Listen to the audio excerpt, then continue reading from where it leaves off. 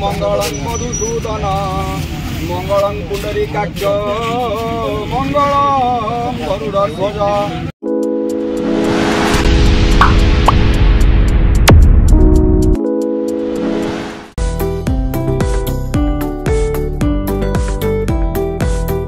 प्रहराजपुर धानमंडी उद्घाटित। कटक जिला कटक सदर प्रहराजपुर प्राथमिक कृषि ऋण समवाय समितिर धानमंडी को समितिर सभापति शेख इलियास अली आज उद्घाटन करिसेंती। सरपंच अब्दुल वाहिद खान, समिति सभ्य लियाकत अली खान, पूर्वतन संपादक अच्युतानंद बेहेरा अतिथि भाव में जोग देथिले। मंडी नोडल अधिकारी गोविंद चंद्र प्रधान, मान निरीक्षण अधिकारी प्रियंका साहू, केन्दुपाटना नियंत्रित बजार कमिटी सदस्य सुबोध कुमार सामल, क्रय कमिटी सदस्य अरविंद महांती, प्रभाकर त्रिपाठी, अक्षय बेहेरा प्रमुख उपस्थित रहिथिले। समवाय समिति संपादक शेख राहिम तौला और कर्मचारी शेख समीरुद्दीन कार्यक्रम परिचालना करथिले। एही मंडी रे धान बिक्री करबाको प्रहराजपुर और बोधपुर पंचायत 296 जन चाषी नाम पंजीकरण करथिले।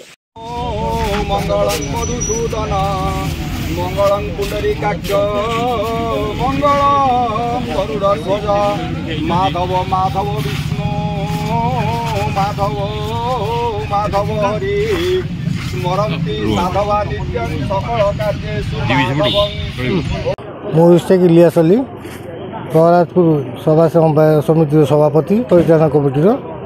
आज आम समिति अधीनस्थ मंडीटी उद्घाटन होती। उद्घाटन नोडाल अफसर, पीएस मेंबर, सरपंच अवशिष्ट चाषी मैंने उपस्थित रही। उपस्थित रही मंडी सुचारू रूप उद्घाटन है। सरकार जो नियमावली रही, सरकार नियमावली चाषी धान देवे नो कटनी छटनी सरकार निर्धारित मूल्य पाई बोली आलोचना होता। पूर्व चाषी मानू नहीं धान मंडी कौन समस्या न पूजापी बारंबार आम आलोचना करूँ जाऊना कि बहुत सुरखुर मंडी उद्घाटन है। आज प्रथम पाली 12 जन चाषी 406 क्विंटाल धान संगृहित होइछि बोली तथ्यरु प्रकाश पाइछि।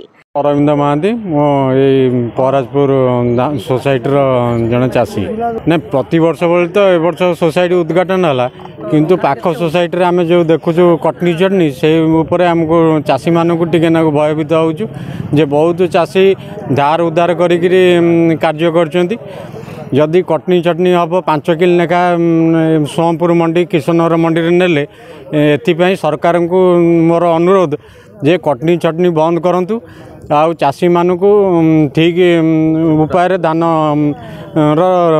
उचित मूल्य प्रदान करंतु एति मोर सरकार को अनुरोध। मो ना लियाकत अली खां, मु प्रहराजपुर ग्राम पंचायत समिति सभ्य। जो धान मंडी उद्घाटन होउतिला सेतरे आमको डाकी जोग देवाई कि एतरे आमर आरआई महोदय, सरपंच, समितिर परिचालन सभापति शेख इलियास अली आउ अन्य माने समस्ते चाषी एटी बहुत खुशी आनंदर सहित एटी जोग देइथिले।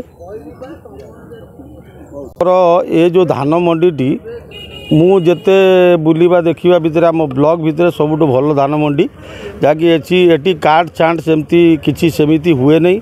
जेतिकी गवर्नमेंट निर्धारण अच्छी जेतिकी कटिबार अच्छी जदि मान निर्धारण होबो जेतिकी रहबो सबु सेतिकी पैसा ताकू मिलिबो। कटक जिला निश्चित कोइलीरू देवेंद्र सेठी रिपोर्ट, दिगंत न्यूज।